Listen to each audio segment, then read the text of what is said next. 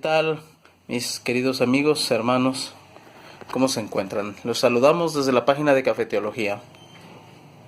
Hago este video como un llamado a la atención, como una exhortación. Y ustedes dirán, ¿tú quién eres para hacerlo? Tal vez no soy nadie, pero cada creyente es una voz. Es un portavoz de la palabra del Señor y es nuestro deber hablar. Si no, las piedras son las que van a hacerlo. Y eso no solamente compete al área de la evangelización, sino en general, de hablar por la justicia. Dice el libro de los Salmos, abre tu boca el libro de los Proverbios, abre tu boca por lo que es recto. Hay algo que me está llamando la atención y es un patrón que estoy viendo de repente en algunos jóvenes, que algunos de ellos están creciendo, y Edgar Pacheco también habló de eso. Hay jóvenes que están creciendo y se están yendo de las iglesias. ¿Y por qué está sucediendo? Porque de repente hay jóvenes que tienen toda su vida en el evangelio, que se vuelven, ya crecen, llegan a la mayoría de edad. Algunos de ellos estudian. Cuando entran a la universidad, se van de la iglesia. Empiezan a cuestionar. Debemos entender que tener un encuentro con Jesucristo no es una tarea, es una tarea personal. Sí, es una responsabilidad de cada persona llegar a los pies de Cristo y a la fe del Hijo de Dios. Pero también tienen que ver varias cosas. Tiene que ver, primero que nada, pues el Señor, que es el primero. Él es el que da la salvación. El hombre busca al Señor, por así decirlo. El hombre clama por la salvación en ese sentido, pues. Los padres, que son el vehículo de la fe, el primer vehículo de la fe si es que son creyentes. Segundo, en aquellos que han crecido en una iglesia cristiana, los pastores también. El entorno sirve como catalizador, ya sea positivo o negativo, para la fe de la persona. Pero los otros son pináculo, son columnas de la vida del joven creyente. ¿Por qué sucede que muchas veces los jóvenes llegan a la universidad y simplemente desertan de la fe cristiana? Y esto sucede, la respuesta es, porque muchos de ellos se encuentran en la universidad. La respuesta es que no se les supieron dar. Claro, hay ocasiones en que los padres, por causa de su formación, que son personas humildes, no tienen manera de responder. Hay gente que no comprende la palabra de Dios, pero Dios da la sabiduría. Pero aquí entra también el papel pastoral. Los líderes se están preocupando por formar discípulos, por darles un discipulado a los creyentes, por formarlos en la fe, darles las nociones básicas de lo que es la fe cristiana, de proveerle no solamente desde el púlpito, sino en estudios bíblicos, escuelas bíblicas, de enseñarles a leer la palabra de Dios. ¿Se les está proveyendo de herramientas necesarias o se les está dejando, que sí es importante uno mismo buscar, escudriñar, escarbar? Claro, es importante que una persona excave para que encuentre los cimientos de su fe, pero los líderes están preocupándose por hacer eso, por darle a los creyentes las herramientas necesarias para que ellos puedan conocer la palabra de Dios y que cuando se enfrenten a ciertos cuestionamientos que el mundo pueda tener de la fe, que ciertas personas puedan hacer, como dice la palabra de Dios en Pedro, que estemos preparados para dar defensa de la fe cuando sea necesario dar testimonio de la fe. ¿Se está haciendo? ¿O se les está dando siempre el mismo discurso? Se les está viendo una monotonía solamente y no se está preocupando por formar discípulos que conozcan la palabra de Dios. Veámoslo de esta manera. Muchos predicadores dicen es que las universidades solamente preparan a la gente para el mundo, pero en 5 años o 4 ya tienen a alguien formado. Su sistema funciona en ese sentido. Cumplen con el propósito. Preguntaba a un amigo, a Jonathan García, ¿cuántos años se necesita para que un creyente esté formado? Porque hay creyentes que tienen 20 años en la iglesia y nunca crecen. Nunca les preguntas unos versículos básicos y no saben de qué se trata. O no saben ni siquiera lo que creen. Porque muchas veces los líderes no se están preocupando por conocer, por leer, por escudriñar. Porque tienen miedo a la información. porque tienen miedo al conocimiento, tienen miedo a la historia. Tienen miedo de que si toman un libro que los desafíe en su conocimiento, vayan a desviarse. La palabra de Dios nos dice que el que está en Cristo escucha la voz del Maestro, de su buen pastor, y que nadie lo va a arrebatar de su mano. Por lo tanto, no debe de haber eso. No debe de haber ese temor. Porque cuando llegan a la universidad los jóvenes se van, porque no están encontrando en la fe en Cristo por parte de sus padres, por parte de su estudio personal, por parte de los que les presiden, no están encontrando las respuestas.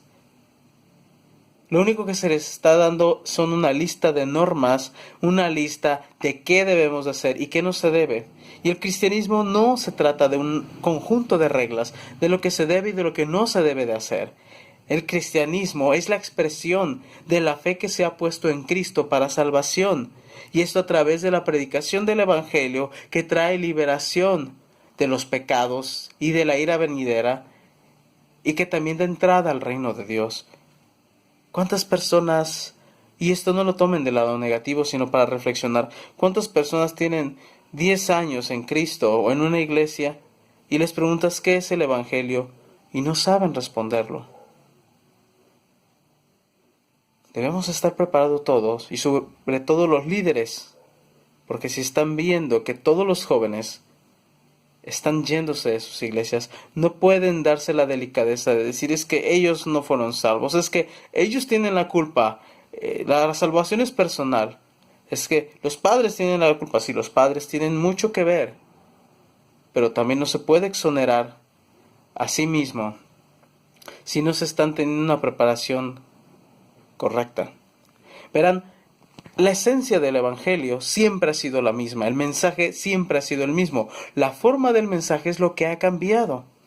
No es lo mismo un mensaje que se dio en los tiempos de Jesús a la forma en la que se predicó el mensaje en el tercer siglo. No ha sido el mismo que se hizo en la época de la Reforma, en la de los puritanos, en el siglo pasado simplemente, al que se da ahora. El doctor Pablo Jiménez Rojas en un podcast hablaba de eso. Él menciona, en el siglo pasado, en los 80 si quieres, tú decías, la Biblia dice, y la gente decía, ok, la Biblia lo dice. Ahora tú puedes decir, la Biblia dice, y las personas te van a decir, ¿y eso qué tiene que ver? No se trata de que le vamos a cambiar el Evangelio. La esencia del mensaje cristiano debe ser la misma, el Evangelio para salvación. La forma del mensaje es lo que va cambiando conforme el tiempo. Y eso no se puede negar.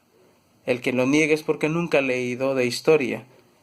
De repente se suscita un problema con el fariseísmo, con los creyentes fariseos. Se acomodó un mensaje. De hecho, en los libros de la Biblia se ve que el mensaje cambió en cierto modo para algunos. Para los griegos se les entregó el mensaje utilizando los elementos griegos de su conocimiento. En la historia, por ejemplo, no se puede negar la problemática. En las cartas de Juan vemos el problema con los agnósticos. Y Juan dio una escritura especialmente hablando de los agnósticos, no directamente, pero haciendo referencia a la problemática que los agnósticos estaban presentando ante la fe. Vemos que en el siglo de la Reforma la predicación se ajustó a la problemática política y religiosa. En este caso, vemos que es la salvación por méritos propios. En épocas pasadas, la predicación iba inclinada hacia la moralidad, hacia muchas cosas. En la época del avivamiento, fue un despertar entre los que se decían ser cristianos y tal vez no lo eran. La forma de la predicación fue cambiando. Ahora nosotros tenemos que encontrar la manera de dar el mensaje sin cambiar la esencia, pero que el mensaje sea de tal manera que la persona escuche. Y sí tiene que ver. Y no estoy diciendo que no tiene ningún elemento divino, sí lo tiene. El Espíritu de Dios es el que obra a través de la predicación del Evangelio. Pero eso no nos exime de la responsabilidad de tener que aprender cómo entregar ese mensaje. ¿Cuáles son las problemáticas que se están dando? ¿Cuáles son las necesidades que está teniendo la gente o las dudas que está enfrentando? En la época de Billy Graham utilizó esos esas figuras e imágenes para ilustrar una realidad y llevarlos al Evangelio. Nosotros tenemos que aprenderlo y sobre todo debemos ser capaces de responder a los cuestionamientos que en esta era posmoderna se está presentando, sobre todo con los jóvenes que se están yendo de las iglesias porque no encuentran una respuesta a lo que se está diciendo. Porque muchos pastores siguen predicando el mismo mensaje, sintiéndose orgullosos de que es el mismo mensaje que han predicado, pero que no logra cambiar a las personas y no los hace crecer espiritualmente. La esencia es el Evangelio. La forma de entregar el Evangelio es lo que cambia con respecto al tiempo. Y no podemos negarlo. Negarlo es ignorar la historia. E ignorar la historia es repetir los errores de la historia. Debemos de ser responsables todos. Primeramente de nosotros, nuestra relación con Dios. Los padres para con los hijos y los líderes para con las ovejas. Para evitar que toda esta generación, que ellos son los que van a recibir la estafeta del Evangelio, y no podemos dejarlo en las manos de predicadores vacíos que no saben hacer y no saben nada de la Biblia, ni de teología, ni de nada. Pero estos jóvenes son los que van a heredar la estafeta si el Señor no regresa, que esperemos regrese pronto. Ellos son los que van a heredar la estafeta del Evangelio, por así decirlo.